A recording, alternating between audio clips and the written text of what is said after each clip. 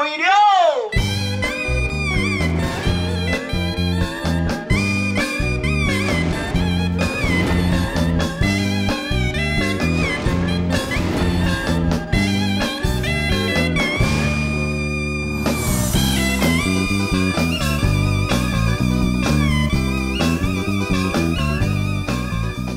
大家好，欢迎收看《村民台飞》，我是陈美珍哦。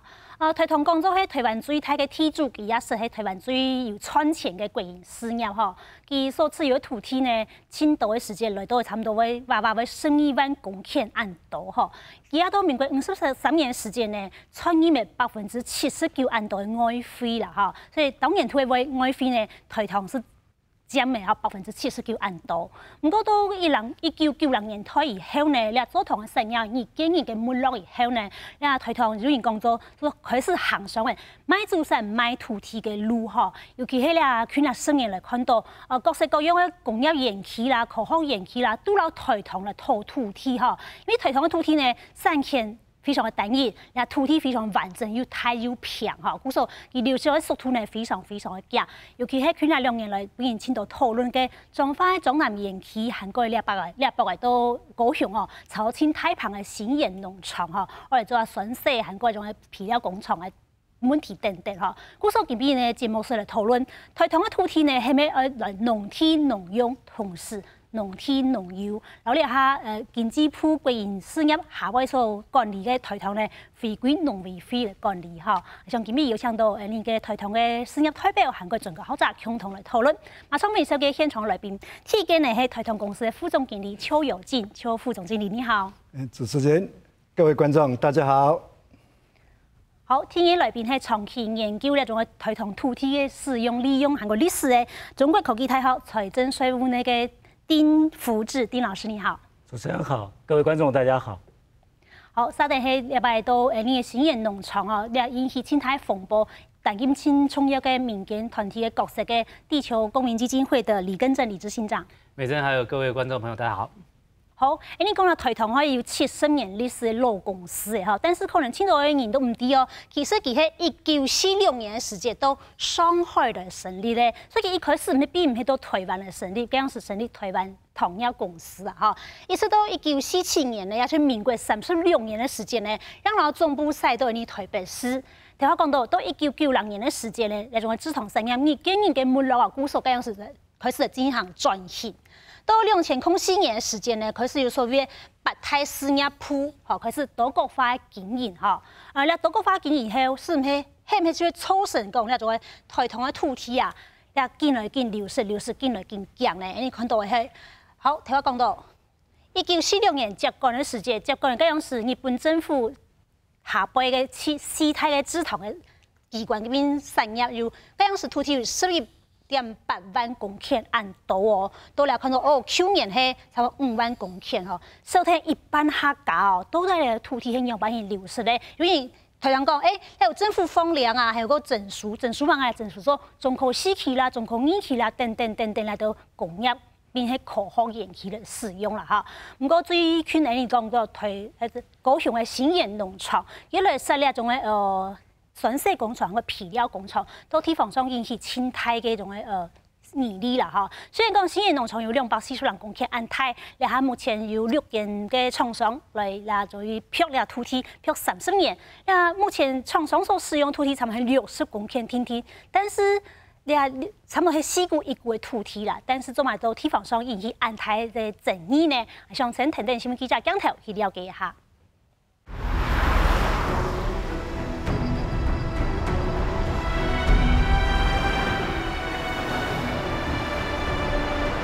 中山高雄陸續交流道附近，一片土地按照新園農場，屬於台糖土地。除了資本業者將掛鈎類使用之外，今年陸續也有工業生產進駐。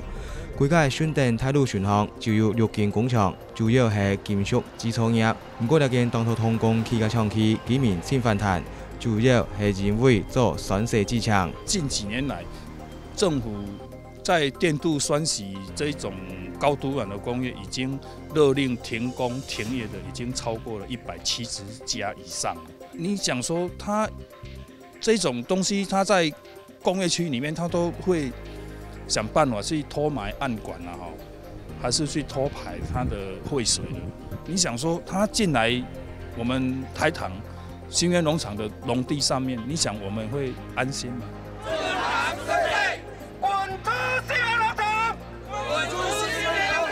居民受理环境未受到污染，造就成立自救会，同公民团体合作，到相关主管单位抗议。其他的工厂莫进驻，也诉求台糖农地应该要做农业使用。台糖新源农场这是属于农地了我们比较担心的是工厂应该要在工业区里面的工厂，然后盖在农地上面更糟糕的是又做一些高度污染的这个酸洗工厂当然，它针对整个大投资大温暖，它其实是要去针对整个冈山路主它去形成这种螺丝窟的这种产业群聚的这个效应，所以它在这样子的一个新源农场的这个释出底下，当然具有它的某一些交通便利性，然后以及说它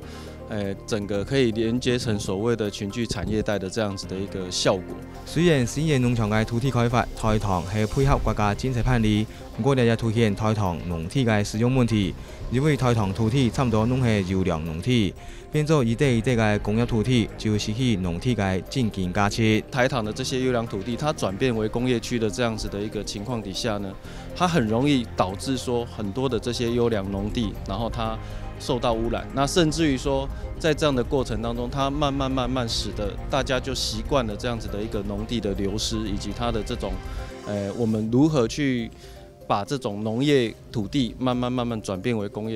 業區的這樣子的一個想法。新源農場資本業者做工業使用唔係計案，中科3期、4期日頭攏係安尼，拖台糖優良農地漸轉做非農用。政府要受理同撫育糧食安全呢條問題，也漸見係自我矛盾，也難怪也竟然對於台糖農地使用嘅探討，外頭學界同公民團體當中變做一個大命題。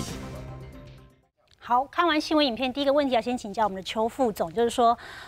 新源農場，我們剛剛新聞資料影片裡面看到說租30年給這些廠商嘛，哈，那他們租用的租金怎麼計算？還有就是說，這個我們知道是租給這個酸洗工廠，如果一旦造成污染的話，那你這30年期滿之後，房東收回一塊被污染的土地，你們怎麼辦呢？還是說對廠商有一些要求？那是不是跟我們先做說明一下？我們在契約裡面呢會先做規範就是說要求這個使用人呢必須善盡管理人的責任，那麼會要求他一定要做好污染防治的工作，萬一有污染，一定要負責清除到底。那如果說他半中途可能經營不善，還是怎樣其他因素呢？有需要轉讓的話，或者是說他倒閉被銀行拍賣了，那麼拍賣人呢，那麼會承受。銀行呢，因為他會去找人來承受，承受的人呢會來概括承受這塊土地的權利義務，那麼會接手去經營。所以等於說，如果這家公司廠商他倒閉了之後，他這個就交由銀行去法拍他的地上使用權這部分，那萬一找來是一個更可怕污染的工業呢？那台糖這個地主一點智慧餘地都沒有嗎？就任由銀行去處理嗎？我們的要求這邊呢，本來都是以低污染為準，低污染為準是高污染的，我們都不歡迎了。那當地的民眾也不會歡迎。好，我問一下李執行長好了，新源農場那幾家酸洗工廠是低污染的嗎？你們的了解或一般的？當然不是啊，就是空污、水污都是大問題啊，所以當地的民眾跟我們才會持續關切這個課題嘛。所以其實這個政策，我覺得徹頭徹尾從2006年的時候，政府推出那個大溫暖大投資，釋出這個台糖的土地，做這些工廠就不對了。好，我們也來看看，就是說台糖的公司土地演變。我們剛剛講說，1946年當時候接管的時候呢，曾經高達11.8萬公頃這麼多，但是也配合政策啦，有工地放領啦，或者是說像這個歷年徵收去做中科3期、4期等等之類的，或者租賃，像這些新源農場租賃給廠商使用。好。去年我們看到數字大概是5萬公頃左右哈。那我們再來看下一章，就是說，這些土地使用現況是怎麼樣呢？台糖告訴我們說，這個砂糖事業呢，目前還佔比是1.3%，平地造林有1.2%，農業及出租農地呢是1.1%，那區處用地呢是1.1萬公頃左右，這麼多了哈。這個是你們的辦公室之類的啊。那我想請教一下丁老師。台糖的土地，他就说我有些管理办法啊，那可是他肩负着政策的需要，或者2006的这个时候，当时行政院长说这个要大温暖、大投资啊，他就释出了很多，甚至在2009年的时候，他还统计过，我有32570公顷，这么多土地可以释出哈。那政策上的配合，是不是也就造成台糖在这个土地的这个使用跟管理上面一个很大的一个尴尬的地方？台糖的地它有个特质，就是南多北少，对，然后它大部分的分布呢都是在南部的地区。然后它的面积又特别大，跟其他的国营事业不太一样。那所以呢，台糖在做这个方面的工作的时候呢，那政府基本上面当初呢，如果说今天我们要农地要变更，大部分都是透过都市计划或区域计划的方式来做。可是我们的区域计划跟都市计划比较不一样的地方，都市计划是比较偏重说，我要考虑25年的发展。可是区域计划有一个大问题是依现况编定，所以很多的农地。本身的话，如果说你一旦提供给他做工业使用，他会在工业里面，在农地里面设立一个工业的用地在里面，那所以污染这些问题就产生。那我是觉得目前比较有可能会改善，就是我们今年105年国土计划法已经出来了，那有特别的是针对所谓的农业发展的区域来做一些规定。对，那这些规定的部分呢，想让政府就是说将来不是说只透过一个单的一个经济部一个部会，他来决定说你台糖你可以做什么样的一个工业区的开发，你必须要透过一个全国的一个土地规划来去思考资源该怎么配置。从2007年开始，这陆续释出的这些用地，非农业使用的，好，譬如说这个中科3期，我们看的是后里农场跟七星农场255公顷，那中科4期跟20精密机械园区呢是大排沙农场跟万兴农场，大概有1000公顷左右，这么多哦。那来看到是彰南产业园区水尾农场是98公顷哦，从1998年开始规划，一直到去年2015年，这彰化县政府说申请废止之后，这块水尾农场这个土地才终于是让大家松了一口气。这98公顷算是保住了农地农友这一块、农用这一块。好，再看是新源农场呢，大概是目前总的面积是有240公顷了，那目前被厂商所使用掉了大概有60公顷左右哦。那我想先请教一下我们的邱副总，就是说，当你们知道你们这些土地其实就是你们的肉啊，不是吗？就当你知道这些肉割出去要做工业的使用，甚至有很多我们看到说它不可逆的带来一些工业污染的时候，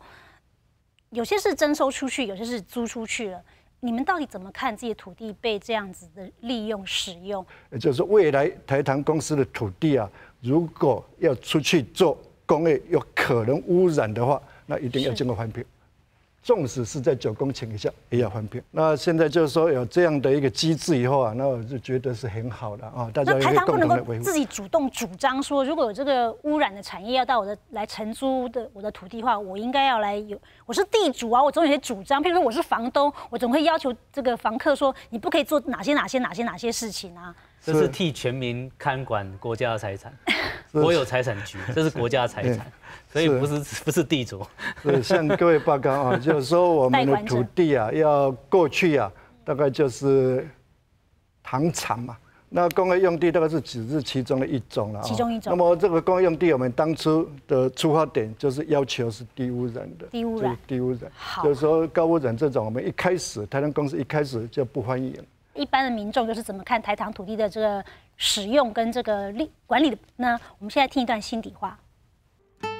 大面积台糖的农业用地啦，都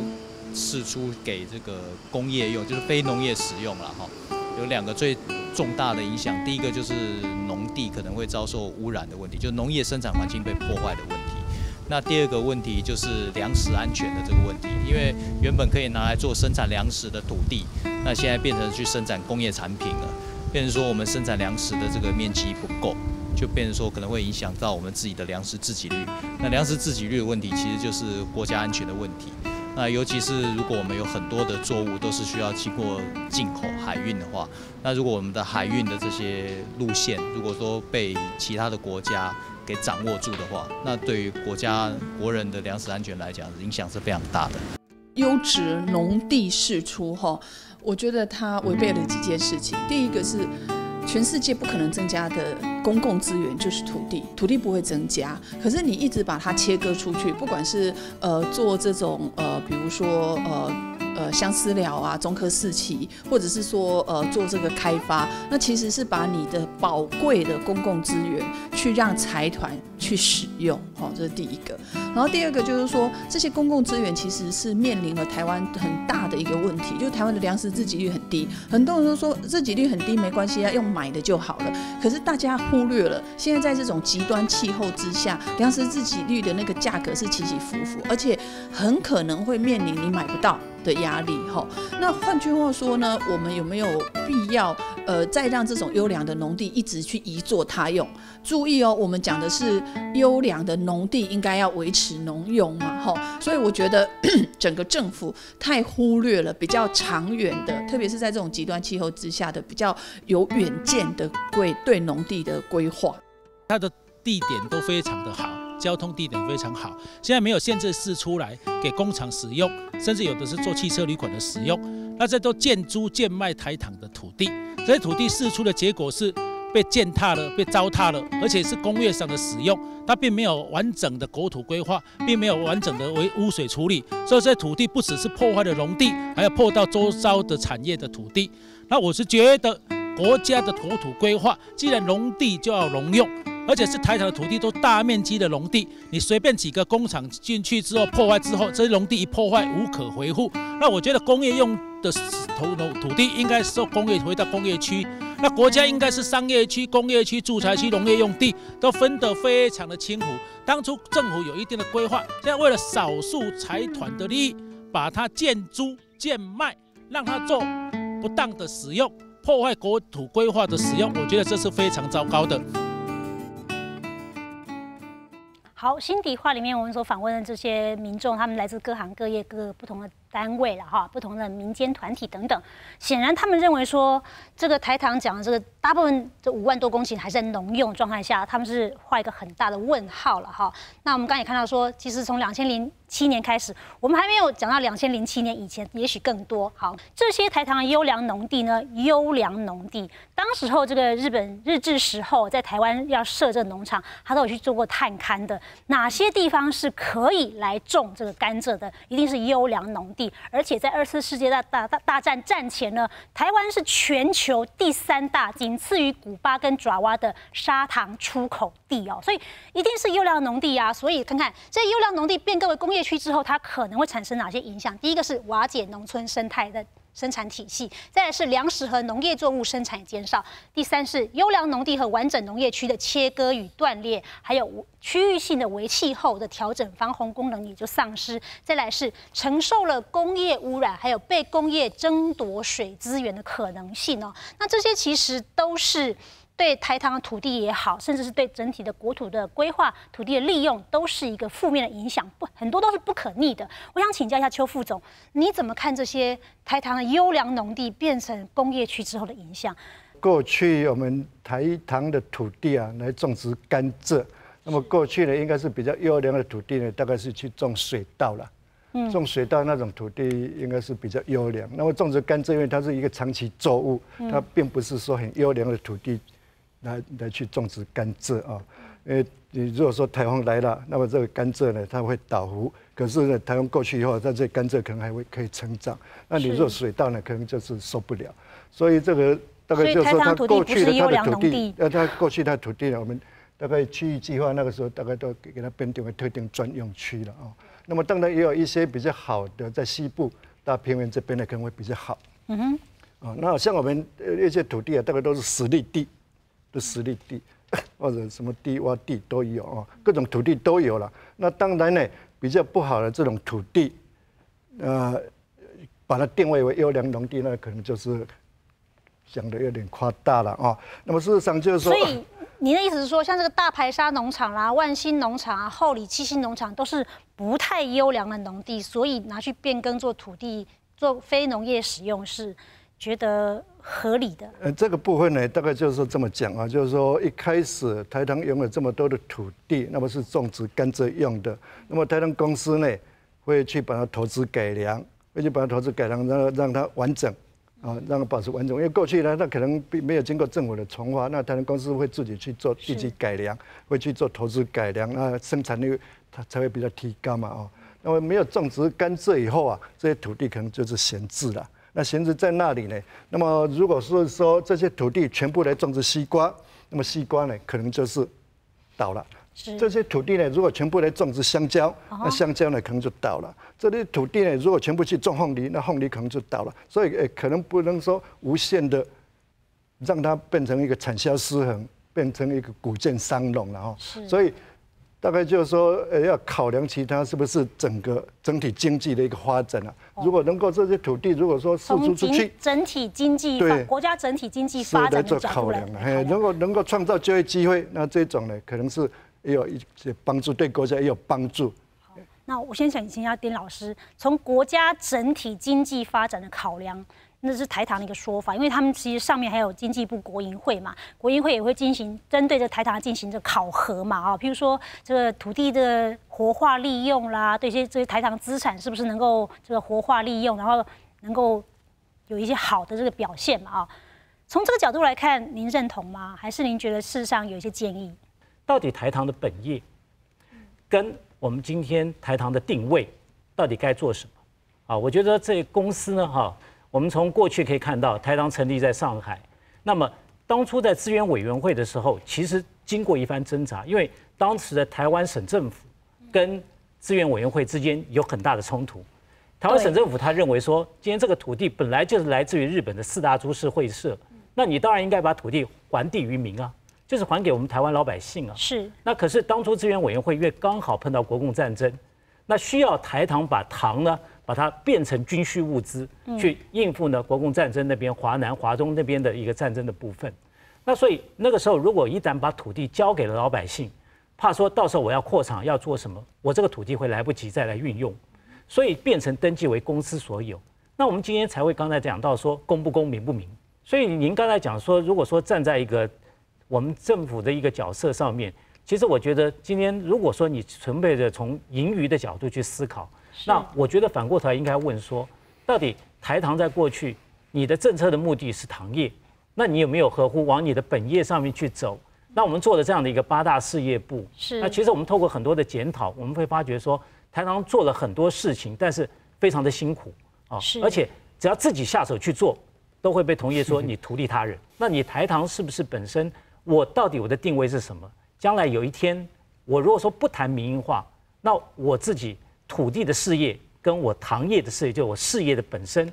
我能不能把它做得更好，然后再把土地的部分再还给我们今天不管是公有也好，或者是还给我们老百姓或者专有的人士来经营。那这个部分的话，我觉得是台糖应该思考。看到台糖的本业事实上是砂糖，或者它应该是务农，就做了这么多有赚有赔的。那当然没有错，是因为现在全球制糖业恐怕也不是太景气，所以变成说我如果专注在本业的话，我势必要亏大钱。但是我如果全部下来自己做呢，我就吃力不讨好。我从几个观点看这个问题其实台糖的土地为什么会那么好用？主要其实是大面积、产权单一、大面积连续。那因为台湾这几年发生就是这些产业，中科3期、中科4期这些电子业、面板业需要的土地面积都是动辄要上百公顷。对，中科3期我有当过环评委员审查过嘛，那个是一个很就是在后里的北边、南边就各100多公顷的土地就这样流失了。所以其实确实比较上位的是整个国家怎么看待台糖土地。我是强烈建议说，应该要从一个比较清楚的，就是说台糖土地到底对整个国家社会就永续发展的角度了。永续发展不完全是从国家整体经济发展，对，不是纯粹就是说从国家短期的经济利益的角度，而是说从长期的永续发展，甚至要考虑到后代子孙。为什么刚刚几位受访人一直在提那个粮食自给率？就是说，因为现在农地越来越稀有，对，所以你不可能不适合纯粹从短期的这种产业利益去思考这些土地的利用的问题，因为必须要从这个角度去想。好，那我想刚刚我们2位来宾都提到说，事实上这个卖土地哈，还可能是台糖一个，或者说被征收土地啊，应该说土地被征收而从中得到这个回馈的盈余，应该这么说了哈，这个可能对台糖比较公平一点啊，就是说。是一个很大的财源的挹注哦。那我们譬如说，我们看到是2011年，当年台糖的盈余是有38亿，但是扣掉土地征收这些费用之后，事实上只有7600多万而已。所以不管是这个油品也好，砂糖也好，卖兰花也好，或者是休闲油气也好，其实台糖不管是本业也好，或8大事业部也好，能够赚的钱事实上是有限的。那这些土地难道就应该一直被这个无止境的被虚索出去当做工业使用吗？我们先休息一下，广告以后继续讨论。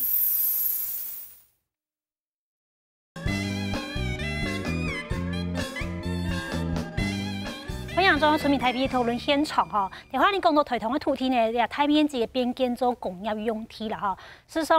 去年10年了，新台嘅只。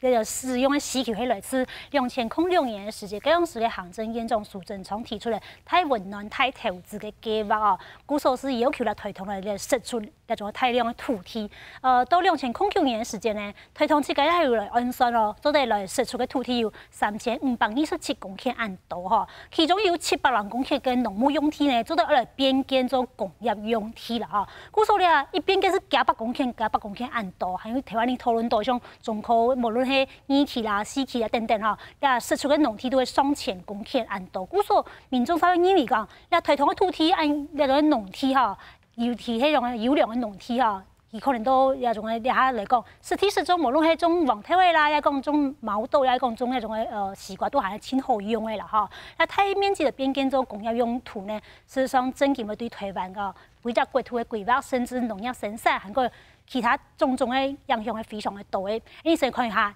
那种新闻样片分析。台湾糖业公司在花莲县的光复乡设立了花莲糖厂。台糖公司是在讲喺台湾生态嘅体主，对24世界体制日本减派了後，台糖接受世態制糖會社4萬外公頃嘅土地，田地工體放量，政策配合漸漸釋出，目前出模一半。在進行建議嘅商量當中，有學者建議應該先對基礎面來做，停止台糖土地經過流失。針對我們現在現行的這些農地的這種釋出啦，或者是說農地它要進行所謂的變更的這一個部分，它其實必須要做更嚴格的把關，甚至於說未來是不是還要繼續做所謂的這些工業生產，甚至於說我們要怎麼樣進一步去解決這些現有的這種工業區閒置的這個土地問題。除了好好利用工業區土地之外，台糖公司目前屬於經濟部所屬單位，對於土地利用問題，其實是得由更加專業嘅單位來管理。我們是不是把這些主管機關、主管單位的這一個部分呢，把台糖從經濟部轉移到農業部未來的農業部的這一個部分？那當然，農業部它掌管了這些台糖的農地之後，它或許它可以從一個更上位的這樣子的一個主管機關的角度去思考，說到底要怎麼樣針對這些台糖的農業土地，好好的再去做利用啊，甚至它可以做其他的部分。佢講到台糖土地未來完全利用嘅同時，學者提倡將台糖土地變作公有化，將係解決問題嘅根本。讓它能夠受到國有財產法的一個約束，否則的話，我們現在表面上說它可能做土地徵收然後不斷的釋出，但是其實還有別的辦法，台糖土地也不斷的在流失了。那這一個部分呢，就是透過政治力在影響誰擁有這個政權，台糖土地呢，往往就變成他們的一個禁亂。台糖嘅土地設計同結構可能有其嘅歷史因素，不過時代當頭改變，公平同正義漸漸變做台灣社會嘅共識。了解台灣生態嘅體主，完全喺專業同公益嘅基礎上進行轉型，外界也當頭期待。好，台花有給來賓講到哈，那種台糖的土地，台糖土地好像變成是這個政府的這個禁亂一樣啊，尤其是地方政府。我們來舉個例子，等下也可以請那李根正老師跟我們做分析，就是說我们看是彰南产业园区，事实上在1998年，当时候的这个彰化县政府就已经开始在做规划了。那这块土地呢，就在水尾农场98公顷这么多。那这个本来是说要做什么其他的什么产业啦，等等之类啊，但是一直招商都不是非常的顺利啊。一直到这个后来，这个是有轮胎、有橡胶产业要进驻，但是在前一任的这个县长这个选举的时候呢，就马上的很快速的要来进行这样的一个通过，可是就被当地居民认为说，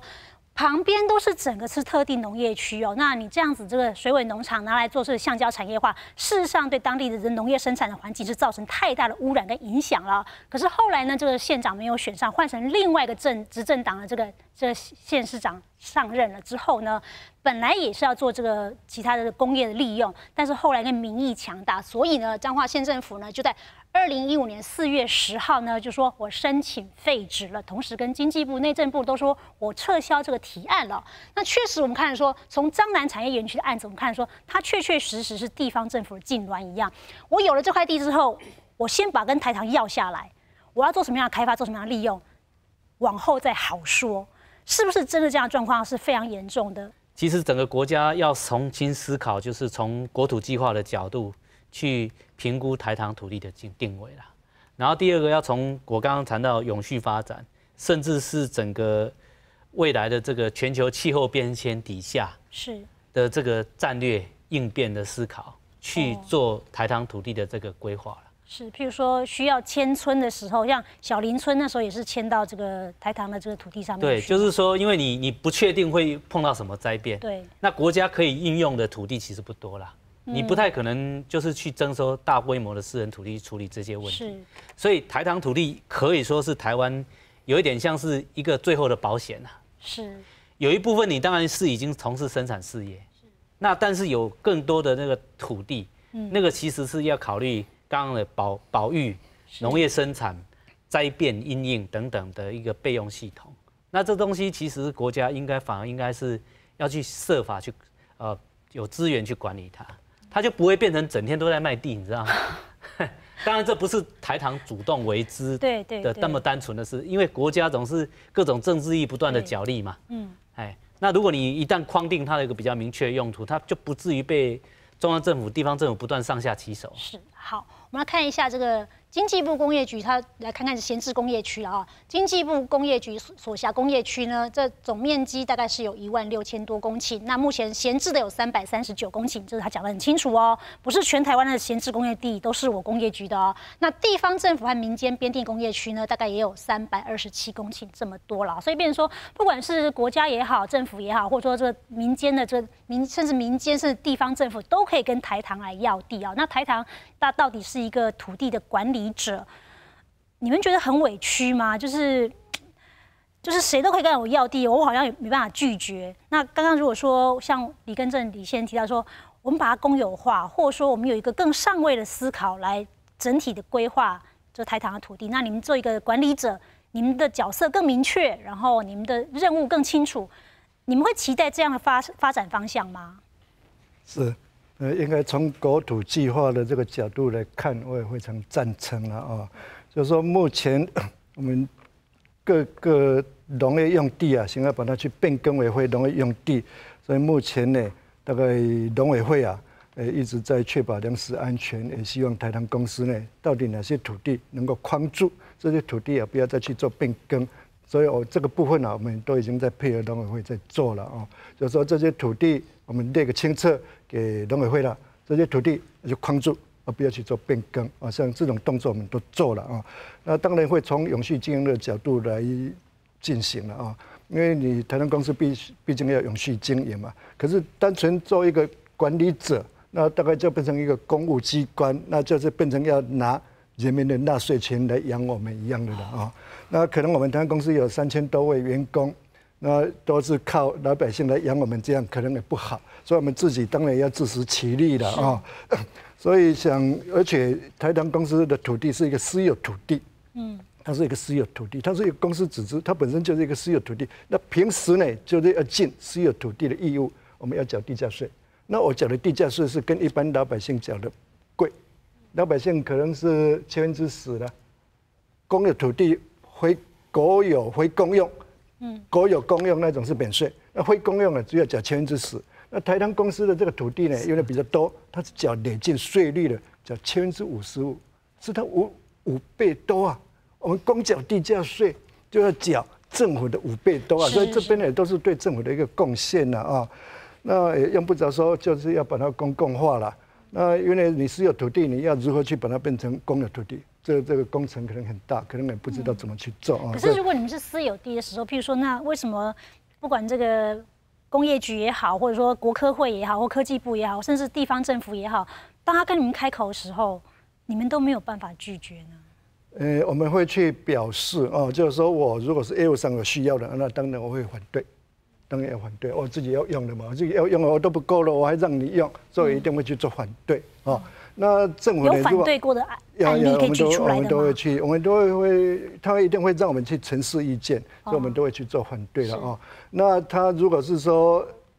一定非这样不可，那他就是行使公权力，他就叫征收，叫征收。那么目前的这个政策啊，大概都是不希望，就从那个大埔的这种事件以后啊，大概都是不希望说政府啊用强迫征收来取得土地，也不希望说用强迫征收来取得台糖的土地。所以我们在这个时候呢，为了永续发展，我们也会跟他们走合作开发啦，或者说什么设定地上权这一类，让我的土地能够保有。那这样的话呢，我土地就不会流失。好，那丁老师，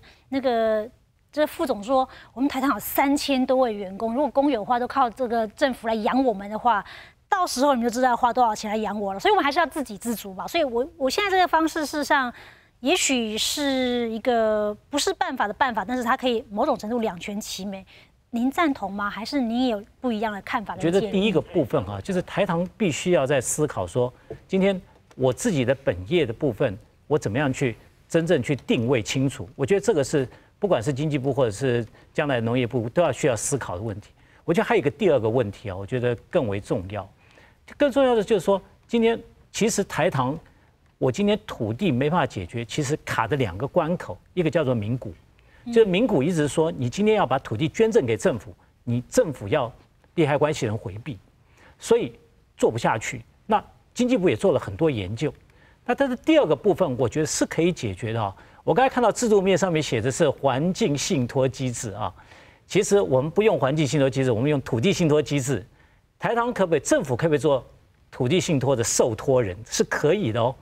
而且呢，信托本身是一种管理行为，它不是一种处分行为，因为处分你一定要股东大会同意嘛。可是你信托不用啊。那我今天我台糖的土地，我今天把真正国家需要的土地啊，就像刚才李先生讲的说，我们把国家的土地能够拿过来，我们变成信托给国家，由国家统筹来管理，甚至国有财产署，你今天成立一个信托单位嘛，然后专门我作为受托人，那我来处理这个部分，其实就能够解决台糖现在的问题。可是国有财产署现在管理国有土地的效能，好像也不太让人放心呢。所以我们会把这个，如果说一旦变成国有财产署来管理这些公有地的时候，事实上，它可能需要好几个层次啊。第一个就是说，透过国土计划先框定它的土地的使用，比如说它是在农业发展区，那就是在农业嘛，所以它确保它不会变更为其他的用途，或者如果你要变更，需要做过完整的通盘的检讨，就是说区域计划或都市计划，你一个完整的考虑，才去进行这个变更，但是至少先确保这个农地不要再流失嘛。好，我们来听听看，除了现场来宾之外，还有哪些这个对台糖的这个土地使用的建议？其实像全国粮食会议啊，其实都有提到说，台糖的农地应该要先优先保存。对，那你今天工业局或者是经济部，你手中握有这些土地，可是你没有去跟农委会或是等等其他的单位去做结合的话，这个流失的速度会是非常快的。等到我们之后，我们现在可能虽然说有很多地方台糖地是休耕的，可是这并不代表你就能一定要把它就去转换成其他的用途。对，这应该是你政府的政策必须要去把它可能做再活化或等等的，对，才有办法让它优质的农地能够被保存下来，这样子。认为第一步，尤其是在未来国土计划的框架之下，那么这些农地应该要就是优先把它变更编定为就是第1级的农业区，就是优良农业地带这样子，然后让它正本清源，然后是作为农业的使用这样子。那其次，虽然这些台糖的农地是属于台糖公司所有，可是台糖有99%的股份是公股。换句话说，其实这些土地在一个公司的控制之下，可是这个公司基本上是国家所有的，所以这些土地它并不是说就像我们私人拥有的土地一样，然后可以随便的四处利用这样子，它应该要负起一些政策性质的目标。那所以说，未来在这些土地的利用上面，那我们认为说，那如果要维持公司的那个台糖公司所有的这个架构的话，那这些土地，那么应该要采取，例如说像信托的方式，然后来去作为一个合理的监管去使用啊。那甚至说，我们是不是可以？在台糖公司的组织上面，甚至是台糖这些农地上面，去做一些法制上面的重新擘画，然后让它可以成为公有的土地，然后来去作为一个合理的使用。我们接下来国土计划法已经通过了，然后现在就是要开始来修订一些执法，还有订定各个区域的国土计划。那我们会希望说，在这个国土计划里头，能够去把包含台糖土地在内的所有的土地，它的规范使用的限制，能够很明确的把它定下来。它如果应该是适合它，比如说它本身是优良农地，那就应该让它回归到农业区的机制，而不是现在所有台糖土地都是叫做特定专用区，然后它的开发就比较宽松这样子。对，就是回到国土计划法里面来确定这块土地到底应该怎么使用。对，那在我们的国土计划，因为还有一段时间，可能还要6年才能够完备。那在这6年之内，其实我们会希望说暂停现在台糖的所有的租售的事情都先暂停，等到国土计划都确定了以后，我们再来谈它的一些怎么利用，包含租售等等，到时候再来谈这样子。好，我们整理一下刚刚这些意见哈，有3个程度来看，一个是组织面，一个是制度面，再来是管理面。首先看到是组织面呢，我们有提到说，主管权责是不是从经济部回到农业部，就是说真的是农地农用、农地农有哦。那这个部分呢，可以来做更全面的沟通哦。再是制度面的部分呢，我们看到是台糖土地的环境信托机制的建立哦。那在农地农用的原则之下来把这些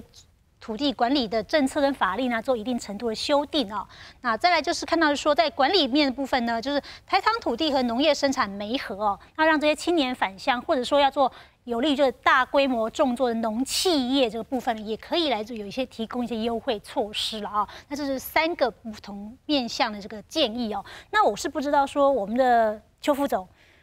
您觉得哪一个是比较可行，或是哪一个是对你们来讲是你们比较觉得说往这个方向走是你们比较喜欢的？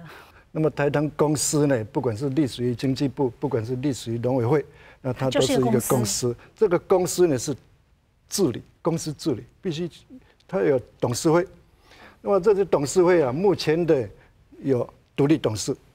然后有劳工董事。那么农委会啊，它也派2席董事来参与来指导，所以它是在一个公司治理之下，会定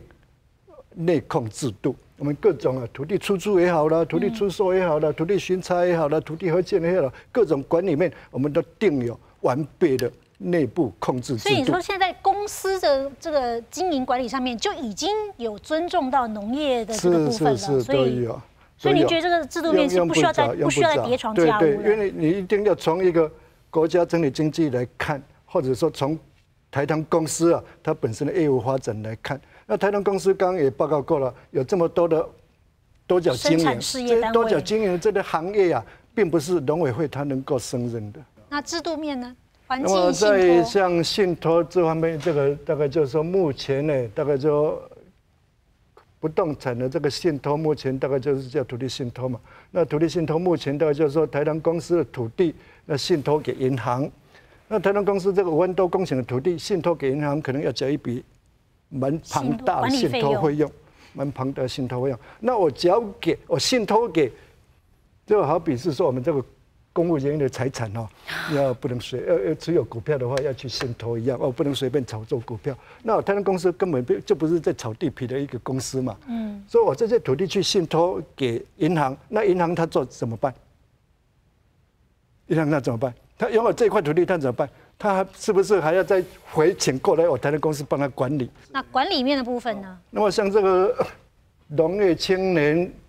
返乡要来耕种。那么目前这个就是说也都非常欢迎了哦，但是台糖公司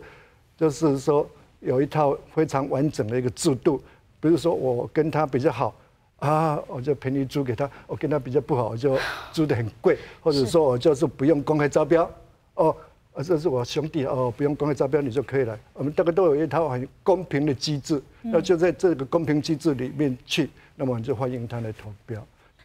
我不知道说丁老师，您觉得说？邱副总，他就说台糖它就是一个生产事业单位，它可能没有办法变成是一个像以前的林务局从一个生产事业单位后来变成是一个保育的一个业务单位一样，是不是整体台糖它如果说真的我们要从要实践这3个从制度面、组织面、管理面去进行改造的话，可能内部的这个内部的改革或改造其实是要先开始做的。讲到内部改革，我觉得说我最想提的4个字叫做台糖需要多少地，啊，就是需要多少。台糖到底需要多少的地？你今天从事这8大啊，这个所谓的生产事业，你需要多少地？啊，我相信经济部也会在问这个问题，你需要多少地？需要5万多公顷吗？需要这么多吗？啊，我想这是一个很重要的观念。然后第2个部分啊，我觉得我比较希望说厘清的一部分，这不是说我在替台糖讲话，我觉得说我们今天的国营事业哈，我们现在是社会上面，当在批判他们的薪资，在批判他们经营的时候，我们就把它当成是私营企业。可是实际上我们在经济学的角度上面，国营事业本来就是要弥补我们市场的不足嘛，所以我们才要国营事业嘛。啊，别人不要做的，所以国家来做。所以这个部分的话，我觉得说今天回归到台糖本身。到底你今天你需要多少的地，然后你需要为国家的政策去做哪些事情，把它厘清。所以我讲定位非常的清楚啊，你定位不清楚就很难。那第2个部分我讲的在制度面上面，我们现在面临的一个制度就是你是公司法人的制度，你既然是公司法人的制度，你就不能够脱离所谓的民股的限制，你就不能脱离利害关系人的问题，你要捐地就没有那么容易。那可是国土的计划，国家的资源永续的利用迫在眉睫的时候，我们是不是还是要坚守？就是说我今天保有这块地，还是我来管？还是说今天有一个更好的制度？比如说我像刚才讲的信托，你就托给国家，我们不是托给银行，你是托给国家。我想问题请教我们李先生，就是说，台糖它目前譬如说我们刚刚讲它到底需要多少土地？那这些土地譬如说他刚刚讲说，我们已经在跟农委会在这农业这是农委会在一个框架下面去做一些使用的管理了，或者说现在已经有了国土法，可是还有6年时间要去做一些前期准备工作。那这段过渡期间也好，或者说农委会这样的框架下面的使用也好，就能够延缓，或者是说能够来改正目前台糖土地大量流失，然后做非农业使用，尤其是做工业使用这样的一个现况。我觉得就是说，这是台糖公司以及政府相关部会的，应该是从行政院开始哈，对台糖的土地要有一个比较清楚的定位啦。我们希望台糖公司扮演什么角色？我们希望台糖那些土地要做什么用途？然后台糖公司假设还是维持一个事业单位，就跟丁老师问了一个问题：他到底需要多少地呢？他如果要维持一个事业单位的样子，那他需要这么多土地吗？刚刚2位来宾，不管是丁老师或李先生都提到，就是说台糖到底需要多少土地？过去我们看是从11.8万到近年大概是5万左右。8大事业体，我们刚刚看到8大事业体有需要这么多的土地吗？还是说其实事实上台糖是时候可以来进行一些组织的调整了？内部有这样的一个声音吗？还是说这样的声音事实上大家基于老台糖人的感情都不忍心对台糖提出这样的建议呢？从日据时代的知识会社接管的土地大概是有11.8万，那么今天大家看起来好像流失了很多。那在这边呢，先做个解释一下，好不好啊？就是说我们过去工地放领啊等等之类的。对，就光一个配合工地放领，这边就4万公顷了。那在民国36年的时候啊，我们在民国35年才接管，36年的时候又缴回去给政府，那时候又1万公顷了，光那些就5万公顷了。光这边工地放领啦，然后又一接收要还给政府的那边就1万了，就5万公顷了。以后大概就是说，不只有工业用地啊，教育部是不是设立大学？比如说中正大学啦、东华大学啦、暨南大学啦，这些土地都是台糖的，所以这些我的土地所流失出去的，好像大家都误会，我们都去提供做工业使用了。事实上，做工业使用只是其中一小部分而已了哈。好，那我想最后从李先开始好了。这5万多公顷，事实上一坪都不能少，而且已经管理得很好。那不管是制度面或组织面或管理面这些建议呢，他认为目前台糖的现况呢，其实就已经处理得很好了。大家可能对台糖是多虑了哦，是担心太多了。您有什么样的看法，或者您的建议？再一次，我想其实刚刚从有共识的部分开始处理吧。就是说刚刚其实我们跟台糖公司有共识，就是说国土计划很重要。国土计划区位啊，就是到底那个土地用什么用途。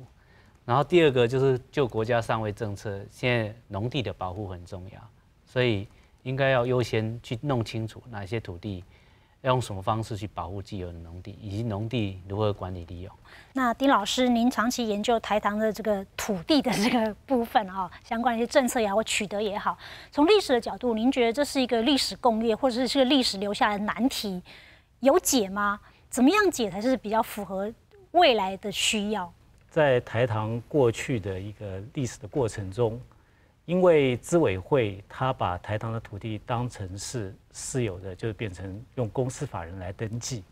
那导致说原来是属于我们台湾人民的土地，那就变成了私人公司的土地。那我觉得基本上面，我觉得第一个我的观念是应该要还给我们台湾的老百姓啊，但是还给全民，还给全民的意思并不是说私有的所有权的归属，其实我反过来可以讲说，所有权跟使用权是可以分开的啊，这是一个很重要的观念。那基本上面台糖的定位会跟这个使用权会紧紧的结合在一起，也就是我刚才所说的需要多少。既然国土计划法都出来了，那为什么不让国家去对整体的这么大的一个资源来做一个统筹的分配跟资源的调整？尤其是我们现在全世界对于农业的需求，对农业的发展越来越需要。那么台糖应该要走向一个怎么样的一个精致跟科技的农业的方式？它对它自己的定位，它需要的土地，我觉得政府这个方面应该要支持它。然后我们在这个部分来达到一个均衡的一个发展，才能够对我们的世世代代子孙有所交代。好，那最后邱副总，您还是坚持5万多坪，一坪都不能少，5万多公顷，一坪都不能少。台糖目前已经很好了，大家多虑了。我刚刚也报告过了，我们也做了一个清册，就是说我虽然是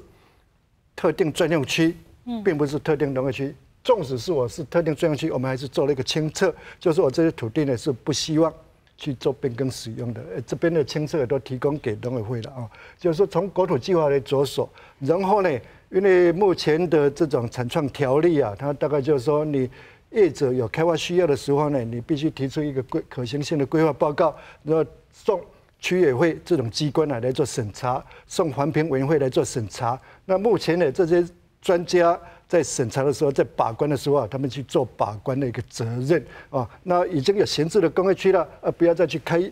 附近了，又去开一个新的工业区，这样的一个资源的一个浪费。那么在这边呢，做一个好好的把关的话，那么我想呢，大概就是说优良农地一定是可以确保了。好。